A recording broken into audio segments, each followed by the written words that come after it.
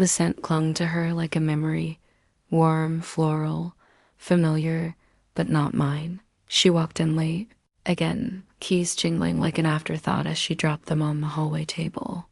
Her coat smelled like crushed roses and orange blossom. Not the lavender vanilla I wore, not the coconut shampoo I kept stocked in the shower.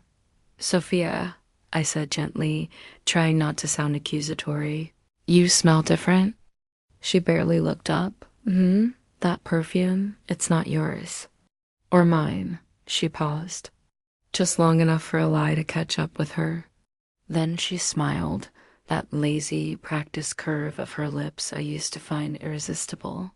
"Oh yeah, probably from the film set. Hugs, you know?" One of the girls was wearing something strong. She kissed the air near my cheek and breezed past.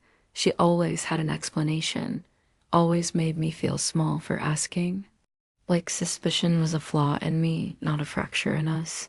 I followed her down the hallway with my eyes, watching her shrug off her jacket, kick off her boots, stretch like a cat in front of the mirror. She was so good at looking casual, so good at returning home with guilt so neatly folded into the hem of her jeans. That night, she fell asleep easily, or pretended to. I lay awake, staring at the ceiling fan slicing the dark into ribbons. Her back was turned as usual. The silence between us had been growing for months, but I'd mistaken it for comfort, for the quiet of long-term love. Now, it sounded like absence. I closed my eyes and tried to remember the last time she touched me without hesitation. The last time her hands reached for me without flinching like they'd forgotten the way. When morning came, I told myself it was nothing. I made coffee, toasted bread, opened her laptop to find the image files I needed for the anniversary collage I was making. A slideshow cheesy, I know, but she loved nostalgia. Or so I thought. The screen lit up. Her inbox was open. It wasn't snooping. It was just there.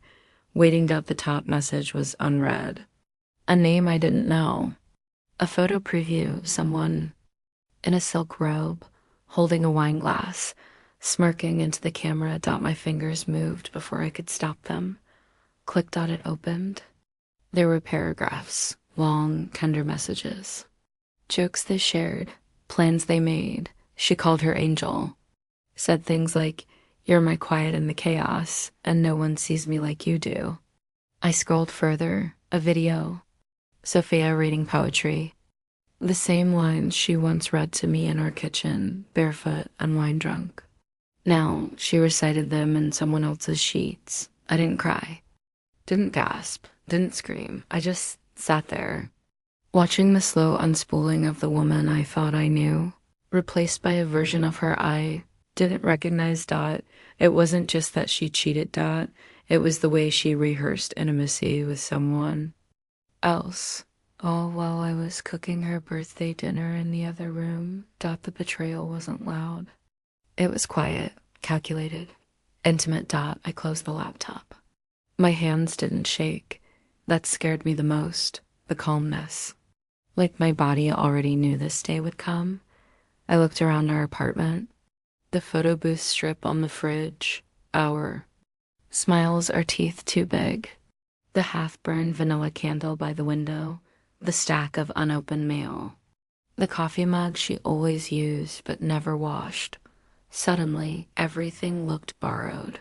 Temporarily mine. I heard the bathroom door click open. She padded down the hall in her robe, humming.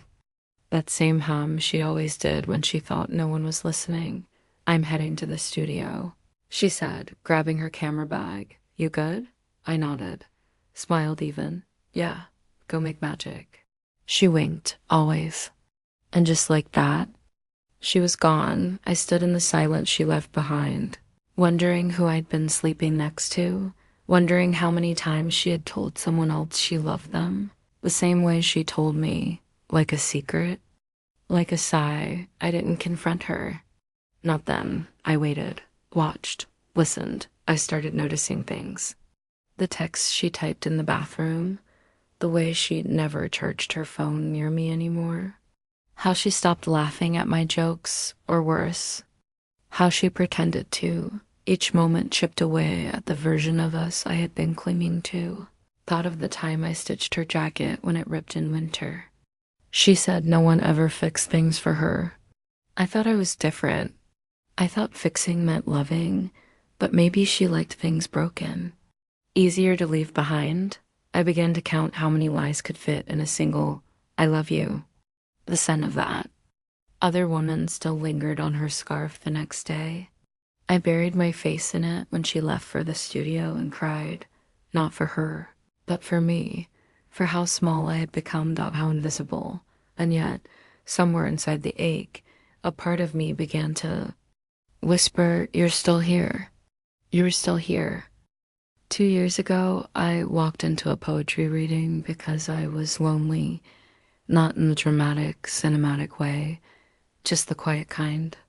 The kind of lonely that hums under your skin and makes you linger too long in bookstores, wander too far on empty sidewalks. I had just moved into a tiny apartment after my family stopped speaking to me, not for who I loved, but for the fact that I loved. Women specifically and unapologetically. My mother said she'd pray for me. My father didn't say anything at all, so I filled my silence with art, with words. With open mic nights and journals no one read, that's where I saw her, Sophia. Wore a wine-red leather jacket and combat boots with silver zippers. Her hair was slicked back in a low bun, a cigarette tucked behind her ear. When she walked on stage, she didn't read her poem, she commanded it. Her voice was smoke and sugar. Her laugh cracked through the crowd like thunder. When she said my name later that night, I swear she made it sound like a secret only she was allowed to know. Like a prayer. I was nothing like her. I hid in shadows. She lived in neon. I wore oversized sweaters and carried notebooks in every pocket. She wore eyeliner like war paint and left lipstick on strangers' collars. But somehow, she found me. She walked right up, handed me her number, and said, "You're the only one who didn't clap just to clap. You listened." I didn't call her. Right away. I didn't think she meant it, but she texted 3 days later, "I want to hear what you write." That was all it took. I felt like water, fast, loud, and without direction. We met for coffee. Then wine. Then sleepovers that turned into shared toothbrushes. She called me her soft place to land. Said I reminded her what it felt like to be seen without expectation. Within 2 months, she had a drawer in my apartment. Within 4, she had keys. I told myself it was love. That's how it's supposed to feel, right? Dizzy, urgent, impossible to slow down, but in truth, it was need. We were 2 women with hollow places that mirrored each other. She needed adoration. I needed to be needed. She was the artist. Filmmaker, writer, director, dreamer. I became her editor, her barista, her cheerleader. She called me her anchor. I called her my storm. We thought it was romantic. I worked a stable job in publishing, paid rent, stocked the fridge. Sophia floated in and out of projects, small indie gigs, documentaries that never finished. Art residencies she flaked on. I covered her credit card bills once. Then again, she always said, "Once I land the Netflix pitch, I'll spoil you like royalty." I believed her, because love is easy to believe in when you're afraid of what it means to walk away. I gave her more than money. I gave her access to my time, my network, my stability. She never said thank you. She said, "I wouldn't survive without you." I mistook dependency for intimacy. We built a life on routines that only I maintained. She slept in late. I made coffee. She stayed up editing. I brought her dinner. She panicked when deadlines approached. I canceled dinner with friends to help her edit again and again. I gave up a promotion once, a transfer to a better city, a better salary, but she cried. Said she didn't know how she'd survive without me there every night. Sad I was. abandoning her like everyone else thought, so I stayed. She told me I was the only constant. I started to believe that was my role, to be the stillness while she spun, and yet the red flags waved in quiet corners, the texts she hid when we sat on the couch, the flirty smiles she gave at rap parties, the way she flirted like breathing, instinctual UNBOTAERED dot once. I asked her why she never posted me online. She smirked. I don't need to prove anything. We know what we have. I nodded, said nothing, swallowed the lump in my throat like it was my fault for caring. Every time I tried to talk to her about boundaries, she'd say I was controlling. I cried, she said I was too emotional. When I asked for space, she said I was withdrawing. No matter what I did, I felt like I was always apologizing for needing anything, and still I loved her because the high points were so high. Her voice in the dark saying, I've never felt safe until you. Her head on my shoulder after an anxiety spiral. The time she wrote me a poem and left it taped to my mirror. If I was fire, you were water, the only thing that ever kept me from burning myself down. I kept that note in my journal. Still have it, crumpled and stained with tears. I didn't cry until much later. I stayed through every withdrawal, every lie she softened with a joke, every time she pulled me close just to disappear for days, because when someone makes you feel like the only one who understands them, you learn to survive off crumbs. I thought loving her was the most sacred thing I'd ever done, but I was slowly disappearing, shrinking myself into silence, confusing her chaos for creativity and calling it devotion. No one warned me, not directly. But I remember the way my friend Kara looked at me one night when Sophia left a party without saying goodbye again. You sure she deserves you? She asked. I laughed. Of course she does, but that question stayed, echoed in quiet moments, buried itself under the part of me that still knew how to doubt. Looking back, I realize it's not that I didn't see the signs, it's that I wanted to be the exception. The one she stayed for, the one she changed for, but people don't change. When you break yourself into pieces to make them whole, they just learn how much you're willing to give. She invited me with a text, short, breezy. No, I miss you, or thank you again for all your help. Just premiere this Friday, 7 p.m. Bring that velvet scarf I love. I stared at the screen for a long time before responding. Typed, of course, then deleted it. Typed, will there be wine? And deleted that too. In the end, I just wrote, wouldn't miss it. It was the film we'd worked on for nearly 6 months. Or rather, I had worked while she floated in and. Out, distracted, inconsistent, always inspired, but rarely available. I storyboarded. I transcribed voiceovers. I even recorded a temporary narration track when she couldn't get the timing right. She said, don't worry, baby. I'll credit you. I always do. She didn't. The venue was a renovated art gallery downtown. All brick walls, Edison bulbs, and curated playlists that sounded effortless. It was already half full when I arrived. The kind of crowd Sophia liked. Film students in vintage coats, influencers with half-smoked cigarettes, critics with long, unreadable gazes. I wore the scarf she'd given me on our first anniversary. Deep navy, soft as a secret. It still smelled faintly of her perfume, though I couldn't tell if that was real or imagined anymore. When I walked in, she barely looked at me. A quick wave.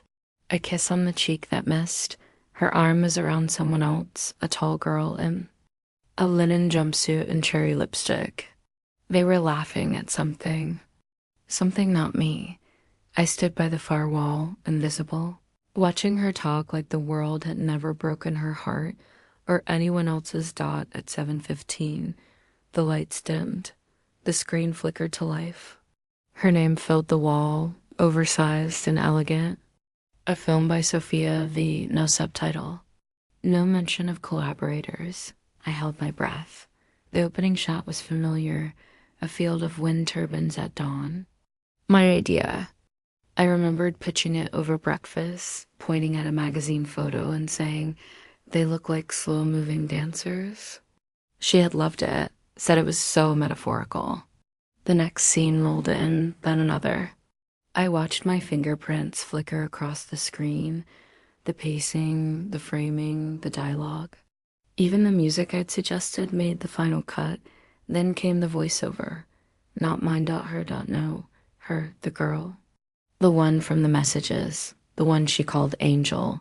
She was reading my words. Not paraphrased. Not altered. Word for word, syllable for syllable.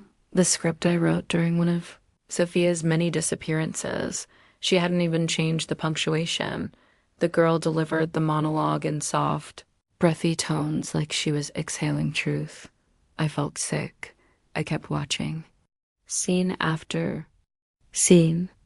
There she was, the muse, painted in golden light, touching curtains, touching her own skin, touching a version of Sophia. No one had ever allowed me to reach Dot. It wasn't a film. It was a love letter Dot to someone else. With my hands all over it, the credits rolled. Her name appeared first. Then a long list of thank dashies. My name never came. Not even a special thanks. Not even a mistake. Just absence. The audience clapped. Standing ovation. People whistled. Cameras flashed. I didn't move. Then I clapped too. Slowly, deliberately. I smiled. Because I knew everyone would be watching her. She took the stage, glowing under the lights like a saint. She thanked the team, thanked her mentor, thanked her muse, gesturing toward the girl, who stood, blushing. They kissed. Just once. Just enough. And I knew then, this wasn't a betrayal. It was a performance. And I'd been the ghostwriter. The shadow behind the curtain. The scaffolding for someone else's spotlight. I left as the Q&A began. Stepped out into the alleyway behind. The gallery, where the dumpsters hummed with fluorescent lights and the city's stomach turned quietly. There, under the glare of a broken security lamp, I bent forward and vomite. It wasn't the wine. It wasn't even the shock. It was grief. Raw and physical. Like my body was purging the illusion. When I was done, I wiped my mouth with a napkin that still smelled like movie theater popcorn. I laughed. Once. It cracked in my throat. Then I walked back home. Not our home. Not anymore. By the time she returned that night, or the next morning, I honestly don't remember. I was gone. I had packed a small suitcase. Left her the apartment, the keys. The spice rack I alphabetized. The black and white photo of us at Coney Island. I left the scarf too. She didn't text. Not even a question mark. And maybe that was the part that hurt most. Not the betrayal. Not the humiliation, but the silence. Like I had been erased cleanly, without hesitation. Like I was never the main character in my own story, just a placeholder until someone shinier walked in. That night, I slept on a friend's couch. I remember lying on my side, facing the wall, trying not to cry too loudly. The hum of the fridge sounded like static. The throw pillow smelled like someone else's detergent. But for the first time, in what felt like years, I didn't dream about her. I dreamed of water. Of diving into a lake, naked, cold, and alone, and feeling the weight slide off my skin. The next morning, I woke up with one thought. She was never mine. I was hers, like a background score, there, but never seen. That something inside me had shifted. A tiny splinter of anger, sharp and clear, buried itself into my chest. Not rage, not revenge. Just clarity. And that was where the unraveling stopped and the rewriting began. I didn't plan it, not really. There was no grand escape, no cinematic departure. Just a train ticket to a name I remembered, Wicklow Cove, a sleepy coastal town I'd visited once on a school trip. It had smelled like salt and chamomile then. It still did now, the kind of place where everything is always 5 minutes late, where people talk to cats and hang their laundry like prayer flags. I arrived with one suitcase and a stomach full of silence. A bookstore caught my eye, tucked between a seafood cafe and an antique shop with chipped teacups in the window. Still water books and fading paint above the door. The kind of shop that felt like a heartbeat inside. It smelled like sun-dried pages and floor polish. There were handwritten signs in curling cursive. Poetry is not dead, just sleeping. Talk softly. Stories are listening. The woman behind the counter had silver hair in a braid down her back and smile lines like soft commas. She wore a burgundy sweater and a chain with a locket the size of a coin. Looking for anything in particular? She asked. I hesitated, then said, "A room." She blinked once, then nodded. "Follow me." That's how I met Teresa, a widow who ran the bookstore and lived upstairs. She offered me the back room on the third floor, low rent in exchange for part-time help around the shop. I didn't ask for a contract. She didn't ask for my story. For 3 days I didn't speak. I shelved books, swept the floor, ate soup. She left outside my door in old porcelain bowls. I watched the ocean from the window and let it say everything they couldn't. The silence wasn't hollow anymore. It was safe. Sacred. On the fourth night, I pulled out a blank journal and wrote a single sentence. I disappeared while she watched. Then another, and another. Pages poured out. Not just about Sophia, but about me, before her, beneath her. The girl who loved old hymns and rained out carnivals. The girl who once dreamed of writing a novel under a false name just for the thrill of it. I wrote for hours, my hand cramped, my eyes blurred. I didn't stop. I titled it, "The Girl Who Was Erased." Teresa found the journal a few mornings later when she brought in fresh towels. I had left it half open on the windowsill pages, curled from night air. That afternoon, she sat me down in the back office, a room full of dusty globes and faded postcards. She placed the journal between us. "I read it," she said. "I hope you don't mind." I shook my head. She tapped the cover with a crooked finger. "This isn't just grief. It's art. It's testimony." I laughed, not cruelly, just because the idea of someone calling my heartbreak art felt absurd. But Teresa just smiled. Sometimes the deepest wounds make the clearest ink. She told me to publish it, or at least share it at the town's small poetry gathering on Thursdays. I didn't say yes. But I didn't say no. Each day that passed, I softened. Not into weakness, into space. I stopped checking Sophia's socials. Stopped rehearsing comebacks in my head. Stopped believing I had to earn love by being useful. I worked in the shop from 9 to 2, cleaned shelves, rang up paperbacks, organized poetry into themes, grief, rebirth, longing, joy. In the afternoons, I took long walks down to the docks. Fishermen waved like I belonged there. Kids played with kites that always flew too low.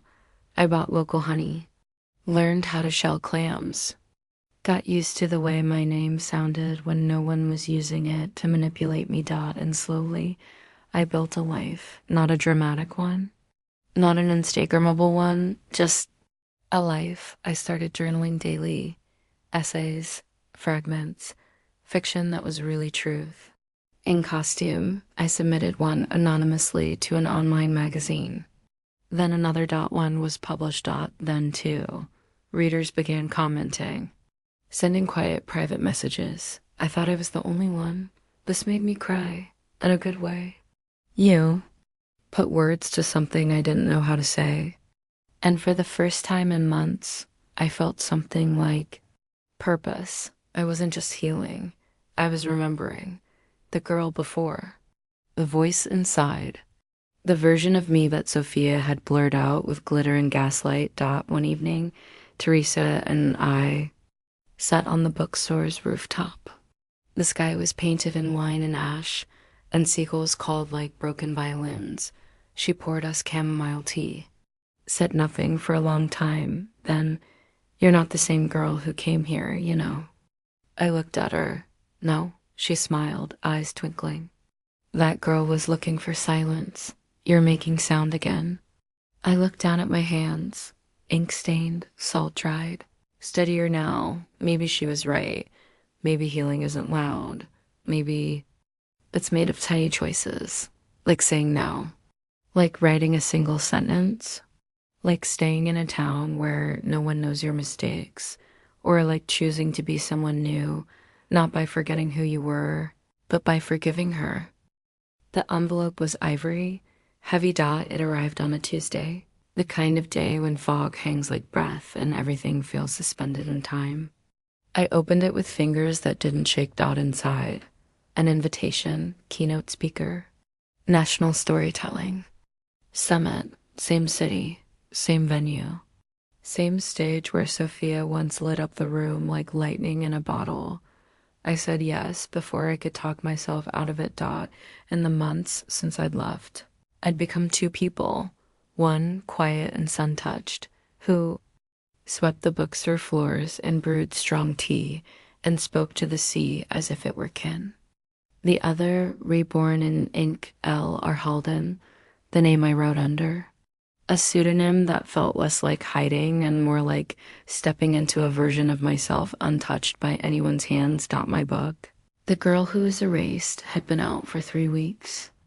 When the first messages came, I cried reading your piece about emotional ghosting. I didn't know anyone else had felt like a shadow in their own life. Thank you for giving me language I didn't know I needed.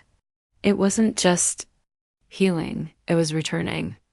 And I was ready to speak out loud. The day before the summit, I walked to the post office and slid a single envelope through the slot. Inside, a signed copy of my book. No warning. Just my name on the cover. The name she had once said was too quiet for credits. She would recognize the title. She would recognize the words. She would not recognize the woman who wrote them. I stood before the mirror the morning of the event, charcoal suit, tailored, sharp, mine, the inside lining stitched with lace from my mother's wedding dress. Teresa had sewn it in herself, so the girl who raised you could walk with the woman you've become. Around my neck, a necklace of olive leaves and brushed gold. A gift from Teresa, symbols of peace, she'd said, fastening it. And war. Both things you've survived. I rehearsed in the bookstore that night, stood behind the poetry podium, facing 2 aisles of empty chairs and one woman who had never asked for my past but held it anyway. "You're not reading," she said after my second run through. "You're reclaiming. The venue is grander than I remembered. High ceilings, velvet seats, cameras already trained on the main stage. Sophia was on the early panel. I watched from the back, shadowed behind a tech booth curtain. She wore ivory silk again. Of course she did. Her voice was smooth, practiced. She spoke of shared stories, of truths told in silence. And beside her, seated like a cosigner to a lie, was the girl from the messages, the one she called Angel, the one she replaced. Me with inner films, her bed, her credits. I didn't flinch. I didn't blink. I just breathed. My name wasn't announced in the brochure. A deliberate omission. The MC smiled as she stepped up. And now, for a final surprise guest. One whose words you may not know you know, but you do. The lights shifted. The audience hushed. I walked on stage, not rushed, not hesitant. Just hold up a scarf from our first anniversary. Gone. The fear that once curled around my spine like ivy burned away. I stood in front of the mic, the book in my hands. The same one I mailed her. The same one she once dismissed as too sad for people to care about. She was in the second row, front center, her mouth parted slightly, eyes wide. Recognition arrived like a slap. I didn't look at her again. I began. "My name is Lila Ray Halden." A pause. I used to be someone. Who whispered? who gave away words like flowers and apologized when people trampled them. I used to love someone who rehearsed tenderness with me but performed it for others. This is a story about disappearing and then deciding to exist anyway. The first poem was the one I wrote the night I left her apartment, while the city howled outside and I sat with a suitcase and a name she'd never really learned. The second was from the journal Teresa found. The third, a new one, unpublished, unread. I called it Say My Name this time. The crowd leaned in. Some closed their eyes. When I finished, the silence that followed felt less like absence, more like awe than the applause, loud, real, standing. I stepped back from the mic, bowed once, and turned to leave Dot in the hallway behind the stage. I found the small bench near a ficus plant and sat, untangling my breath. 10 minutes later, she found me. Sophia Dot, same walk, same perfume. Still wearing silk like she couldn't imagine another. Skin. She stopped a few feet away. Looked at me like I was a ghost, or maybe she was the ghost now. She started, then stopped. Why didn't you tell me? I raised an eyebrow. Would it have changed anything? She opened her mouth. Closed it. You wrote about me? No, I said. I wrote about me. That landed like thunder. She shifted her weight. I didn't know you felt like that. You didn't ask. Silence. I read the book, she admitted. Her voice was softer now, unsure. You sent it? I nodded. Was that revenge? No, I said. That was truth. She looked away. I didn't think you'd come back. You vanished. No, I said, standing. I became. There's a difference. I didn't wait for her to respond. Didn't offer softness. Didn't need closure. Dot. I already had it, and it had my name on the cover. Back in Wicklow Cove that night, Teresa had wine waiting. A slice of almond cake. She handed me a newspaper clipping someone had mailed to the store. Rising literary voice L.R. Holden leaves audiences breathless with debut performance. Beneath it, a grainy photo of me at the podium. Charcoal suit, olive leaves. Fire in my voice, I pinned it to the back wall of the bookstore, next to a note that read, "Let me tell you a story." One you forgot was mine. The venue was already full when I arrived. I didn't enter through the front. There was a side hallway, reserved for speakers, sterile and echoing. My heels clicked on polished marble like a countdown. Inside the auditorium, chandeliers trembled. From the murmurs of anticipation, cameras were stationed at every angle. Someone coughed. Someone else whispered Dot, and then Sophia. She walked on stage in ivory silk, again, as if her aesthetic had ossified into legend. Her hair was pinned back, her lipstick the shade of wounded coral. She looked every bit the darling of the festival, except I could see it now. The stage light caught something hollow behind her eyes. She smiled. Spoke slowly, confidently. Are all just a mosaic of the stories we're told and the ones we dare to tell? Pause. And sometimes silence speaks the loudest. I almost laughed. Silence wasn't a muse. It was a muzzle. And I'd worn it too long. Dot. Her speech went on. Fragments about collective memory, the gift of vulnerability, how art was a shared space of becoming. She did not say my name. Backstage, I stood in the wings with a microphone in my hand. The MC's voice cut across the applause as Sophia finished. Before we close, a final speaker. A tribute to the voices that history forgets too easily. But tonight, we remember. Spotlight, stage, the click of my heels again. Only now they sounded like a rival. I stepped forward. No stammer, no tremble, just breath. My charcoal suit caught the light. The olive leaf necklace glinted. The lace in the lining against my chest felt like a heartbeat. I looked at the crowd, and then past them.